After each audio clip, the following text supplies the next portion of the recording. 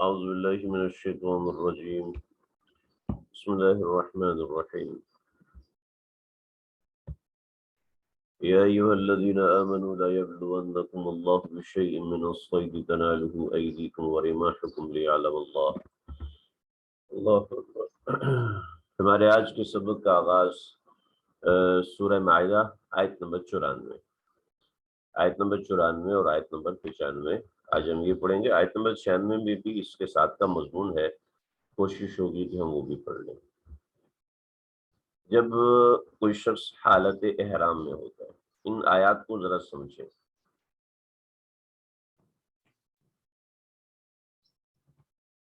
جب کوئی شخص حالت احرام میں ہوتا ہے تو اس کے اوپر کچھ پابندیاں ہوتی ہیں۔ حالت احرام آپ حضرات جو حج عمرہ کر چکے ہیں وہ لوگ تو بہت آسانی سے سمجھ سکتے ہیں، لیکن جو نہیں کر چکے وہ نہیں سمجھ پاتے۔ چنانچہ زمانہ طالب علم کے اندر جب ایسی بات کی جاتی تھی تو سمجھ میں ہی نہیں آتا تھا۔ میں اس لیے بتا رہا ہوں کہ جب کوئی شخص حج اور عمرے پہ جاتا ہے تو حج اور عمرے پہ جاتے وقت اس کے ساتھ کچھ اس نوعیت کے معاملات ہوتے ہیں کہ اس کو احرام باندھنا پڑتا ہے۔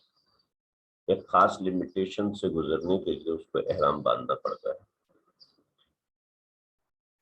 تو احرام مرد تو 2 چادریں پہنتے ہیں، لیکن خواتین 2 چادریں نہیں پہنتی، بلکہ خواتین کے اوپر احرام کی پابندیاں ہوتی ہیں۔ وہ اپنے کپڑوں میں ہوتی ہیں اور نہ ان کے ذمے استباح ہوتا ہے اور کوئی دوسری چیز نہیں ہوتی جو مردوں کے ذمے ہوتی ہے۔ تو خواتین کے ذمے وہ چیزیں نہیں ہوتی، لہٰذا خواتین جو کرتی ہیں وہ صرف احرام کی پابندیاں کرتی ہیں۔ تو احرام کی پابندیوں میں سے یہ ہوتا ہے کہ خوشبو نہیں لگا سکتے، مچھر مکھی بھی نہیں مار سکتے، آپ کوئی ایسی بات نہیں کر سکتے جس سے شہوت بھڑک جائے، ناخن نہیں کاٹ سکتے، بال نہیں توڑ سکتے، بال نہیں کٹوا سکتے، خوشبو نہیں لگا سکتے۔ تو یہ وہ سب چیزیں ہیں جن کی احرام کے اندر پابندی ہونا ضروری ہوتا ہے، ٹھیک ہے جی۔ تو اب حالت احرام کے اندر ان پابندیوں میں سے ایک پابندی ہوتی ہے کہ حالت احرام میں آپ شکار نہیں کر سکتے۔ تو اس آیت کے اندر چوتھا فروعی حکم حالت احرام میں شکار کی ممانعت کا ہے، شکار کو منع کر دیا۔ ذرا پچھلی آیات میں ہم نے دیکھا کہ احکام فرعیہ شروع کیا۔ فرعیہ کا مطلب دیکھیں ایک ہوتا ہے درخت، ایک ہوتا ہے درخت، ایک اس کے نیچے اس کی روٹ ہوتی ہے، جڑ ہوتی ہے جو زمین کے اندر ہوتی ہے، یہ اس کا تنا ہے، ٹھیک ہے، یہ اس کی بنیاد ہے، یہ اس کی بیس ہے۔ درخت کے آگے مختلف شاخیں ہوتی ہیں، ٹھیک ہے، ان کو برانچز کہتے ہیں، ٹھیک ہے۔ یہ برانچز جو ہے وہ عربی کے اندر فرعیہ ہے۔ فرعیہ مطلب بنیادی نہیں، یہ بنیادی چیز یہ ہوتی ہے چھوٹے چھوٹے مسائل ہوتے ہیں، متفرق ہیں۔ تو احکام فرعیہ شروع ہیں، ان میں پہلی چیز یہ تھی، دوسری چیز قسم کے متعلق تھی، تیسری چیز شراب، جوئے، انصاب، ازلام کے متعلق تھی، ٹھیک ہے، اور چوتھی چیز احرام کے متعلق، ٹھیک ہے۔ تو پچھلی آیات سے جو مضمون چل رہا ہے وہ یہاں پر سمجھ میں آ جائے گا۔ جو لوگ ابھی پہلا درس لے رہے ہیں ان کے لیے بھی یہ چیز سمجھ میں آ جائے گی کہ پیچھے سے کیا جوڑ ہے۔ جناب پیچھے تو کوئی اور بات تھی اور ابھی کوئی اور بات ہے، یہ احکام فرعیہ چلتے ہیں، یعنی ایک حکم کے بعد دوسرا حکم، دوسرے حکم کے بعد تیسرا حکم۔ تو یہ چوتھا حکم ہے حالت احرام میں شکار کے متعلق، ٹھیک ہے جی۔ حالت احرام میں شکار ہاتھ سے پکڑنا ہو، یعنی جانور سامنے آ گیا، آپ نے چھلانگ لگایا، اس کو پکڑ لیا، پرندہ سامنے آ گیا، آپ نے کپڑا پھینکا اور اس کو اس میں دبوچ لیا پھر اس کو ذبح کر دیا، منع ہے، ٹھیک ہے۔ ہتھیار استعمال کیا یعنی نیزہ مارا یا تیر مارا اور اس کے ذریعے سے شکار کر لیا، یہ بھی منع ہے، ٹھیک ہے۔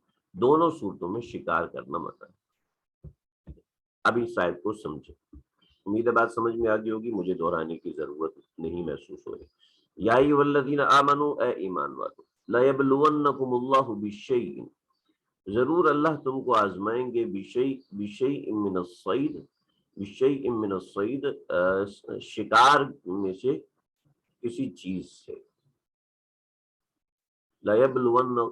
لیبلونکم اللہ، اللہ تم کو آزمائیں گے، بشیء من الصید، شکار کی کسی چیز سے، شکار کی کسی چیز سے اللہ تعالیٰ تم کو آزمائیں گے۔ آج کل دیکھیں لیبلونکم اللہ کا میں ذکر کر دوں، آج کے زمانے میں تو وہاں پر اتنا زیادہ پریشانی نہیں ہوتی، وجہ اس کی یہ ہے کہ وہاں خدمت گزار اور حجاج کے لیے پانی اور کھانا اور اس چیزوں کو تقسیم کرنے والے بہت لوگ ہوتے ہیں، لیکن پہلے زمانے میں ایسے نہیں ہوا کرتا تھا، کہ لوگوں میں معاشی بڑھوتری ایسی خاص نہیں تھی، ٹھیک ہے نا، فارمنگ نہیں تھی خاص طور پہ، تجارت نہیں تھی خاص طور پہ، ہر کوئی اپنے طور پہ کرتا تھا۔ رسول اکرم صلی اللہ علیہ وسلم جب تشریف لائے تو آپ نے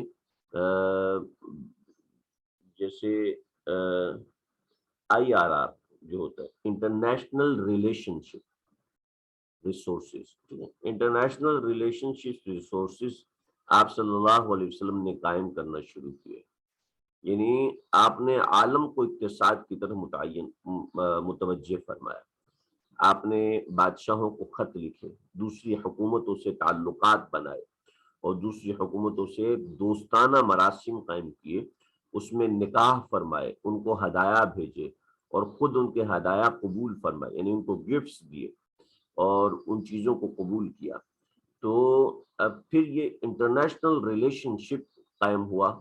جب انٹرنیشنل ریلیشن شپ قائم ہوتا ہے تو انسان کسی بھی مصیبت اور تکلیف میں اکیلا نہیں ہوتا، بلکہ دوسری اقوام اس کے ساتھ ہوتی ہیں، چنانچہ اس کی ترقی ہوتے ہوتے آج یہ ہوا کہ حج کے زمانے کے اندر تمام عالم ایک جگہ پہ جمع ہوتا ہے، یہ بھی ایک انٹرنیشنل ریلیشن شپ کا ایک معاملہ ہے۔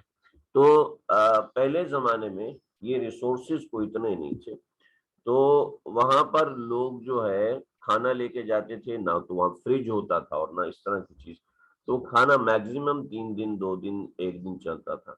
تو اب اور جانور بھی کوئی ضرورت ہے حج کے لیے آج بھی کوئی اتنا سامان نہیں لے کے جا سکتا، تو ذبح کرنے والے جانور بھی کوئی اتنے، پھر وہاں کھانا پکانا اور یہ سب چیزیں ایک لمبا تھا، تو لوگ ایسا کرتے تھے کہ جو پرندے اور جو اس طرح کے کبوتر اور اس طرح کی چیزیں آتی تھیں، ہرن آ گیا تو اس کا شکار کرتے تھے۔ آج کل ٹریولنگ جہاز کے ذریعے سے ہوتی ہے، اس زمانے میں ٹریولنگ پیدل ہوتی تھی، یعنی آپ کو یلملم سے آتے ہوئے، جدہ کے پیچھے سے یلملم ہے، یا مدینہ سے آتے ہوئے آپ کو 1 ہفتہ لگ جاتا تھا، ٹھیک، تو راستے میں جنگل بھی پڑتے ہیں، بیابان بھی پڑتے ہیں، جانور بھی ملتے ہیں، تو لوگ ایسا کرتے تھے کہ ان کو شکار کرتے تھے اور انہی کو اپنے شکار کے لیے استعمال کیا کرتے تھے۔ تو اب اللہ رب العزت نے اس کے لیے فرمایا لَيَبْلُوَنَّكُمُ اللَّهُ، اللہ یہ حرام کر کے تمہیں آزمائیں گے کہ حالت احرام کے اندر تم نے شکار نہیں کرنا۔ مجھے اگر آپ تھوڑی سی اجازت دیں، میں آپ کو اس حوالے سے تھوڑا سا مزید واضح کر دوں۔ اللہ، کیونکہ بہت سی چیزیں انسان کے بالکل اینڈ ٹائم پر ذہن میں آتی ہیں،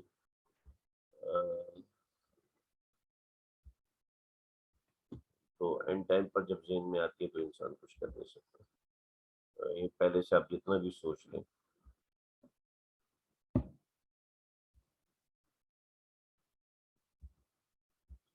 یہ دیکھیں، یہ تصویر آپ کو نظر آ رہی ہوگی، اس تصویر کے اندر یہ حدود بنی ہوئی ہیں، یہ حدود جو ہے وہ حدود میقات ہیں،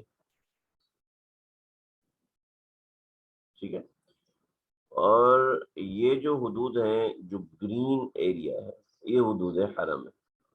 پہلے بھی میں دکھا چکا ہوں آپ حضرات کو، یہ حدود حرم ہے. تو اب حدود میقات سے پہلے پہلے احرام کی نیت ضروری ہے.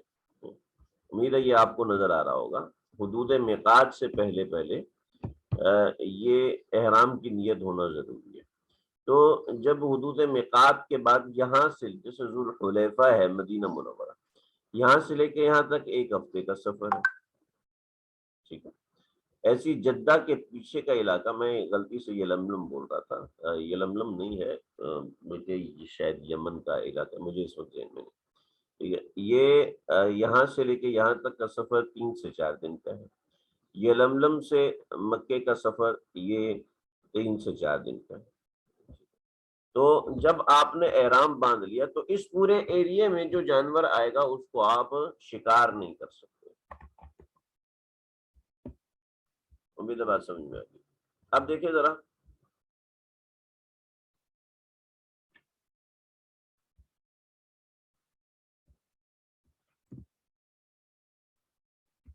لَيَبْلُوَنَّكُمُ اللَّهُ بِشَيْءٍ مِّنَ الصَّيْدِ، اللہ تعالیٰ تم کو آزمائیں گے شکار میں سے کسی چیز سے.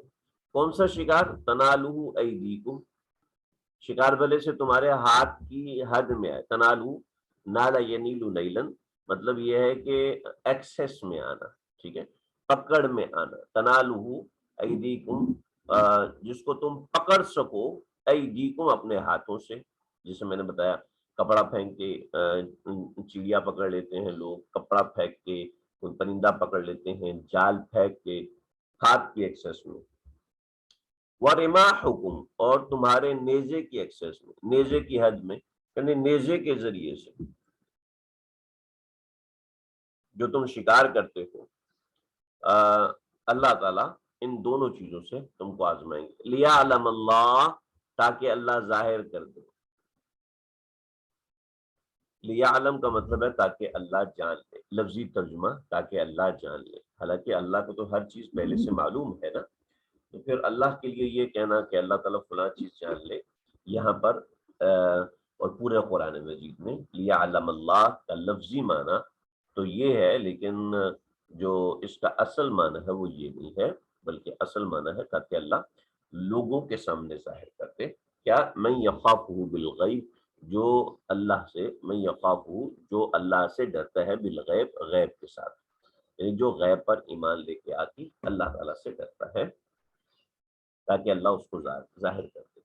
فمن اعتدى، جو اعتدا کرے گا یعنی حد سے آگے گزرے گا، بعد ذالک، اس حکم کے بعد، فلہ عذاب علیم، اس کے لیے دردناک عذاب. ٹھیک ہے جی، یہ بات سمجھ میں آ رہی ہے؟ دیکھیں یہاں میں نے کچھ باتیں لکھی ہیں، آپ اس کو پڑھ لیجیے گا. یہ باتیں میں اس لیے لکھتا ہوں تاکہ آپ، یہ ضروری باتیں ہوتی ہیں تاکہ آپ نوٹ کریں. تفسیر در منشور لکھ دیا، یہاں پہ غلطی سے منصور ہے، سا کے ساتھ ہے، شین کے ساتھ نہیں. ابن ابی حاتم نے نقل کیا ہے کہ حدیبیہ والے عمرے کے بارے میں آیت نازل ہوئی تھی. وحشی جانور اور پرندے صحابہ کے پاس آ کے بیٹھ جاتے تھے، اور ایسا منظر کبھی بھی نہیں دیکھا. ان کو ہاتھوں سے پکڑنا، نیزوں سے مارنا بہت آسان ہوتا تھا. تو اللہ تعالیٰ نے منع فرما دیا کہ احرام کی حالت میں شکار قطعاً نہ کرنا، اور جو شکار کرنے سے پرہیز کرے گا وہ امتحان میں کامیاب ہوگا. یہ بات تھوڑی سی تفصیل میں نے اس کی لکھی ہے، آپ اس کو پڑھ لیجیے. شکار ان جانوروں کو کہا جاتا ہے جو وحشی ہو، جو انسانوں سے مانوس نہ ہو. ٹھیک ہے. ان سے دور بھاگتے نہ ہو، ان سے دور بھاگتے ہو. جیسے کہ شیر انسانوں سے مانوس نہیں ہوتا، گیدڑ مانوس نہیں ہوتا، ہرن، خرگوش، نیل گائے، کبوتر، فاختہ، عام طور پر یہ انسانوں سے مانوس نہیں ہوتے. تو جو جانور انسان سے مانوس ہوتے ہیں، جیسے گائے ہے، اونٹ ہے، بھیڑ ہے، بکری ہے، مرغی، یہ شکار میں داخل نہیں. جو جانور وحشی ہوتے ہیں ان میں سے بعضوں کو مارنا حالت احرام میں بھی جائز ہے. حدیث میں آئے جیسے کوا دیکھو تو مار دو. 5 جانوروں کو آپ نے فرمایا کہ یہ حالت احرام میں بھی نظر آ جائے تو ان کو مار دو. सांप को मार दो, बिच्छू को मार दो, भेड़िए को मार दो, ठीक है, कुत्ते को मार दो, ये आप सल्लल्लाहु अलैहि वसल्लम ने चूहे को मार दो, ये तुम्हें हालत एहराम में भी नजर आए। चुनांचे इमाम अबू हनीफा रहमतुल्लाह अलैह ने फरमाया जो भी जानवर मूजी हो, जानवर की बात करो, मच्छर की बात नहीं करना, मक्खी की बात नहीं करना, ठीक है, जो जानवर मूजी होते हैं, ईजा देने वाले होते हैं, उनको मारना जायज है, ठीक है। कौवा है, चील है, अच्छा कौवा ईजा तो नहीं देता जी हमें, लेकिन रिवायत में कौवे को मारने की इजाजत है।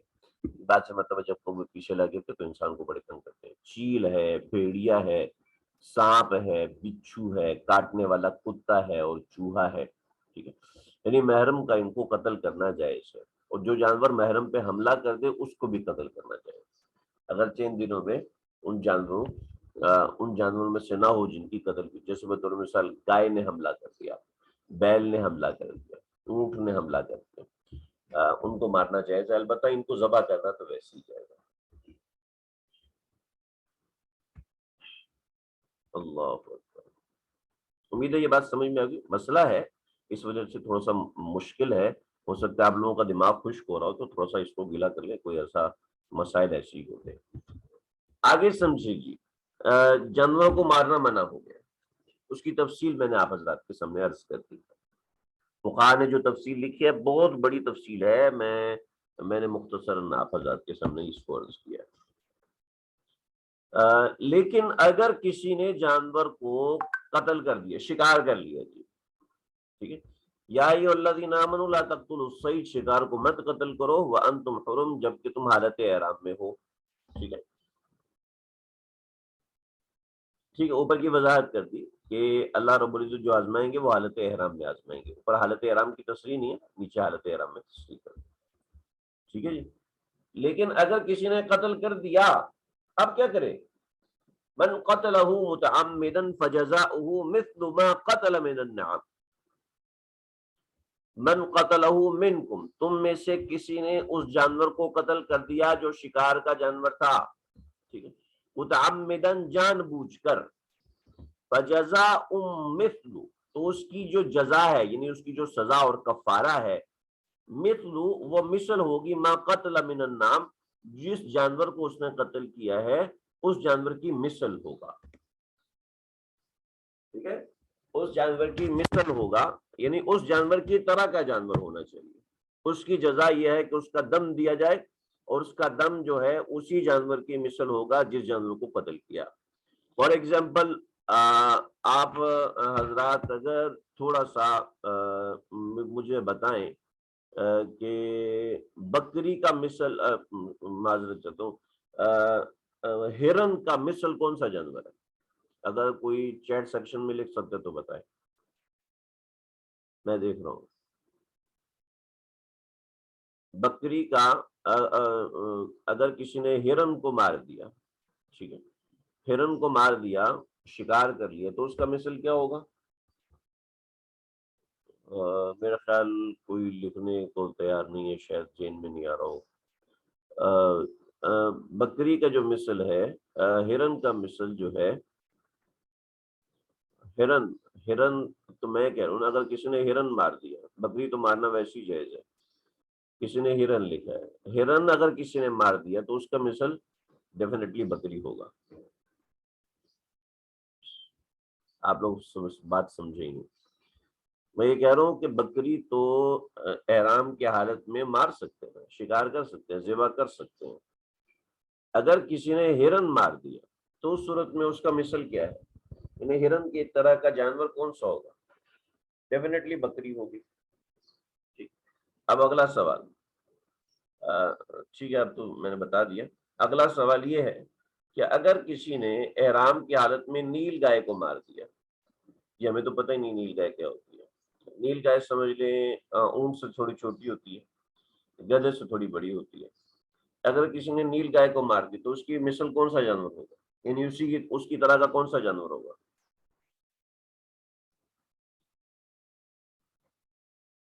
ऊंट। ऊंट नहीं होगा जी, ऊंट तो बहुत बड़ा है। गाय, गाय, इन्होंने गाय लिखा है तो गाय सही है, समझ रहे? तो मैं थोड़ा समझाना चाहता था, देखिए मिसल تو آپ نے بتا دیا. لیکن اگر کسی شخص نے ایسا جانور مارا ہے جس کی ٹھیک ہے، بس اتنی سی بات کافی ہے. ہاں بہت اچھا، آپ لوگوں نے جیسے نیل گائے کسی نے ماری ہے تو اس کا مثل گائے ہے، ٹھیک ہے نا، بات آپ سمجھ گئے. تھوڑا سا ہم آگے بڑھتے ہیں. دیکھیں جی، اس مثل کو بتانے میں نا اختلاف ہے. آپ حضرات نے گائے بتائی،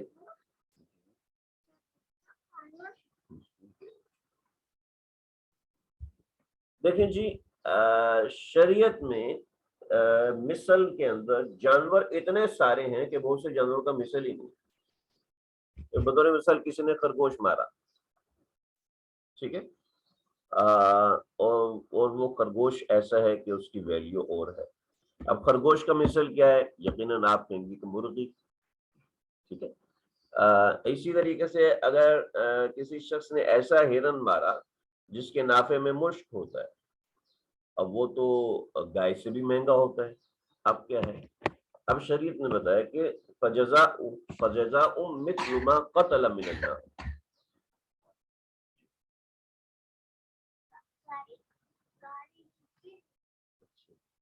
دیکھیں جی، مثل کے دو معنی ہیں.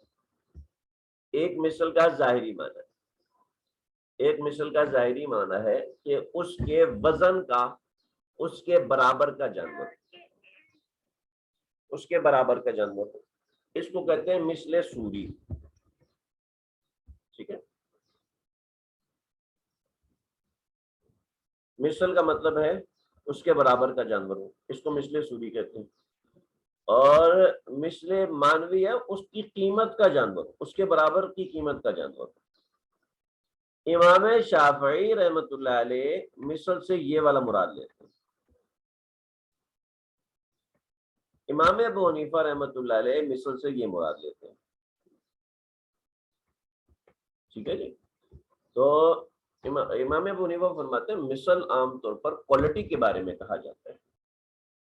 مثل عام طور پر کوالٹی کے بارے میں کہا جاتا ہے، شکل کے بارے میں کاف کا لفظ استعمال ہوتا ہے، ٹھیک ہے. لیسا کمثلہ شیء، کاف شکل کے بارے میں استعمال ہوتا ہے، اور مثل جو ہے وہ کوالٹی کے بارے میں استعمال ہوتا ہے. بھی میرا موبائل بھی تمہارے موبائل کی طرح کا ہے، ٹھیک ہے.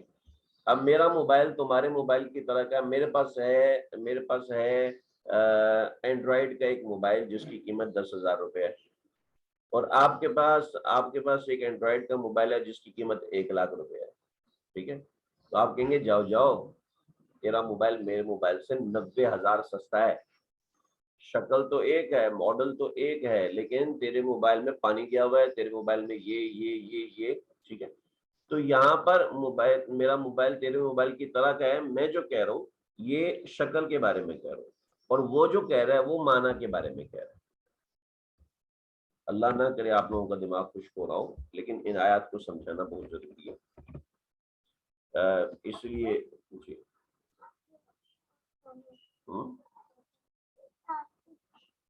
اب دیکھیے جی، اب یہاں پر امام ابو حنیفہ جو فرما رہے ہیں ہم اس کی طرف جا رہے ہیں.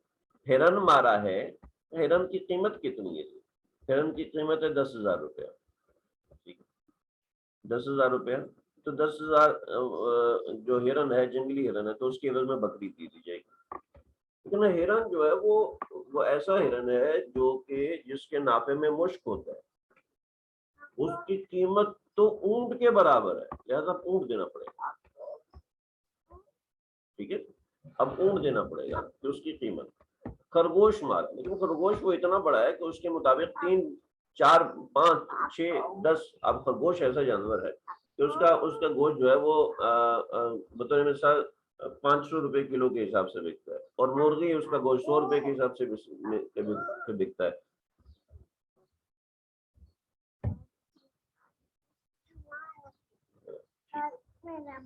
سامان رکھیں. تو اب اس کے مطابق ایک بکری نہیں ہوگی، ایک مرغی نہیں ہوگی. خرگوش ہے، اس کے عوض میں ایک مرغی نہیں ہوگی بلکہ 4 5 مرغیاں ہوں گی کہ جو اس کی قیمت کو میچ کرے. اب خرگوش کی، ہرن کی یہ قیمت کون لگائے گا؟ ذرا سمجھو. فجزاء مثل ما قتل من النعام، جانوروں میں سے مثل جو اس نے جانور قتل کیا ہے اس کے مثل جزا ہوگی، اس کی قیمت یحکم به ذوا عدل منکم، یحکم به فیصلہ اس کا کرے گا ذوا عدل منکم، کوئی ایسا شخص جو کہ عدل والا ہو، یعنی جو اس کی سود بود رکھتا، کوئی ایسا قصاب ہو جو اس کی سود بود رکھتا ہو. دیکھو جی میں جانتا ہوں، مجھے 30 سال ہو گئے اس فیلڈ کے اندر، میں جانتا ہوں اس ہرن کی کیا قیمت ہے، میں جانتا ہوں اس نیل گائے کی کیا، یہ تو بوڑھی نیل گائے ہے، اس کی قیمت تو ایک بکری کے برابر ہے. تو کیا ذوا عدل منکم، تو ذوا عدل جو عدل والا آدمی ہے، جو فیصلہ کرنے کا اختیار رکھنے والا آدمی، وہ اس کا فیصلہ کرے گا. آج کے زمانے میں فقہا ہے وہی اس کا فیصلہ کرتے ہیں، ٹھیک ہے، اور چونکہ ان کو ان چیزوں کی مہارت ہوتی ہے. ہدین یہ جانور قیمت نہیں دی جائے گی، بلکہ اس کے مثل جانور خریدا جائے گا اور ہدی کیا جائے گا. ہدی کہتے ہیں وہ جانور جو کہ حرم، حدود حرم میں اس کو ذبح کیا جائے گا. حدود حرم یہ حدود حرم ہے، یہ جو گرین پورا آپ کو نظر آ رہا ہے یہ حدود حرم ہے. تو ہدیم بالغ الکعبہ، حدود حرم میں اس کو ذبح کیا جائے گا. بالغ الکعبہ جو کہ کعبہ تک پہنچے، یعنی حدود حرم کے اندر اس ہدی کا. اب سمجھ میں نہیں آ رہا، میں تو بہت غریب آدمی ہوں اور میرے پاس اتنے پیسے تو ہیں نہیں، نہ میرے پاس اتنی سہولت ہے کہ میں اتنا بڑا جانور ذبح کر سکوں. تو حج کے اندر تو ویسی بندہ فقیر ہو جاتا ہے اور اس کو بہت زیادہ ضرورت ہوتی ہے. کتنا بھی امیر آدمی ہو، خیر میں سب کی بات نہیں کر رہا، جو میرے سامنے حالات پیش آئے میں ان کی بات کر رہا ہوں. کتنا بھی امیر آدمی ہو وہاں ضرورت مند ہو جاتا ہے، اس کو ضرورت پڑتی ہے. تو اب کیا کریں؟ اب یہ کریں فکفارۃ طعام مساکین، وہ نہیں کر سکتا، تو جتنے کا جانور ہے اتنے پیسے طعام مسکین کر دے، یعنی مسکینوں کو کھانا کھلا دے. ٹھیک ہے، مسکینوں کو اس حساب سے کھانا کھلا دے. جیسے بطور مثال وہ جانور بن رہا ہے 50,000 کا، تو 50,000 کا مسکینوں کو کھانا کھلا دے. مطلب یہ ہے کہ وہاں پیسے دے جہاں پر زکوٰۃ لگتی ہے. ٹھیک ہے، یہ دوسری بات ہوگی. پہلا تو یہ ہے کہ مثل، نمبر 1 مثل دے، یہ نہیں کر سکتا تو کفارۃ طعام مسکین، یہ کرے، طعام مسکین کا کفارہ کرے. اور تیسرا او عدل ذالک صیاما، او عدل ذالک، یا اس کے بقدر روزے رکھے. اللہ اکبر، پتہ نہیں آپ لوگ کہیں گے آج کیا ہو رہا ہے، اتنا مشکل ہو رہا ہے. اتنا کوئی مشکل نہیں ہے، اس کو سمجھنے کی کوشش کریں گے تو کوئی اتنی بڑی مزیدار ذائقے والی چیز ہے کہ احکام کو سمجھنا یہ بڑا ذوق والوں کا کام ہے. دیکھیں جی، سوم کفارہ ہے، سوم یعنی روزے سے کفارہ ادا کرنا، اس کا ایک حصہ. بطور مثال ایک جانور ایسا مارا کہ جس کی وجہ سے بکری واجب ہوئی. ٹھیک ہے، بکری واجب ہوئی، بکری کی قیمت فار ایگزامپل 30,000 روپے ہے. ٹھیک ہے، اور ایک صدقہ فطر کتنا ہے؟ 150 روپیہ. ٹھیک ہے، تو 150 کو بکری کی اس مقدار پہ تقسیم کریں گے تو 200 آئے گی، یعنی اس قسم میں 200 روزے ہیں. چنانچہ اس شخص کو 200 روزے رکھنے پڑیں گے. ٹھیک ہے، امید ہے سے بہت آسان ہے، کوئی اتنا مشکل نہیں. عدل ذالک صیاما، یہ اس کے برابر روزے رکھنا. کیوں؟ لیذوق وبال امرہ، تاکہ اپنے معاملے کا ذائقہ چکھے، یعنی اپنے معاملے کی سزا چکھے.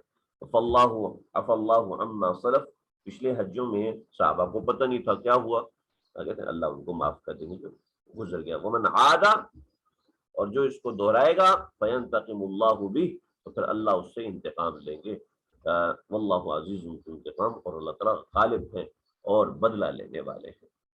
تو کچھ بھی نہیں ہے، بہت آسان ہے، تھوڑا سا مشکل بھی ہے لیکن مزیدار ہے. اگر کسی نے پہلی بات اسٹیپ بائی اسٹیپ سمجھے، بہت ہی آسان ہے، آپ اس کو اتنا سر پہ مت لیجیے گا. احرام کی حالت میں بہت آسان، احرام کی حالت میں شکار منع. ٹھیک ہے، پہلی آیت میں وقت اگر شکار کر لیا تو کفارہ دینا پڑے گا. دوسری بات, ٹھیک ہے, کفارہ کیا دینا ہے؟ 3 کفارے. 3 کفارے ہیں. پہلا کفارہ,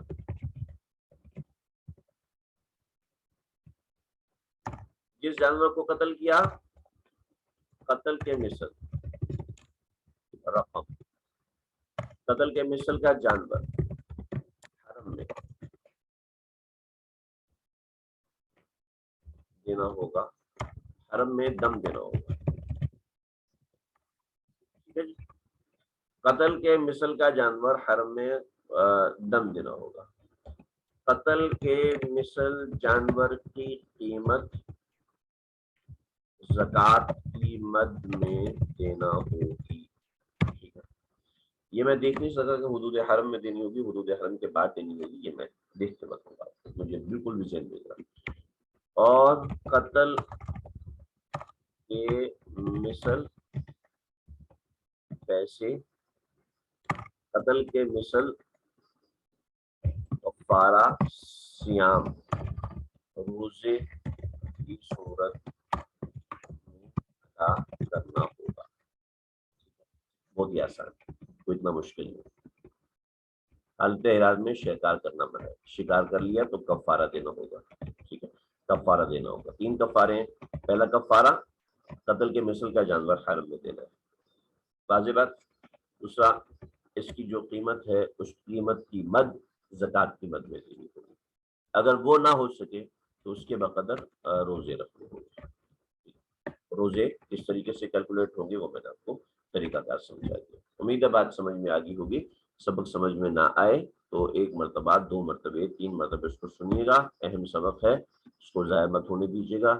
انشاءاللہ سمجھ میں آ جائے گا, کوئی بھی مشکل چیز نہیں ہے. اللہ سمجھنے کی توفیق عطا فرمائے. السلام علیکم ورحمۃ اللہ.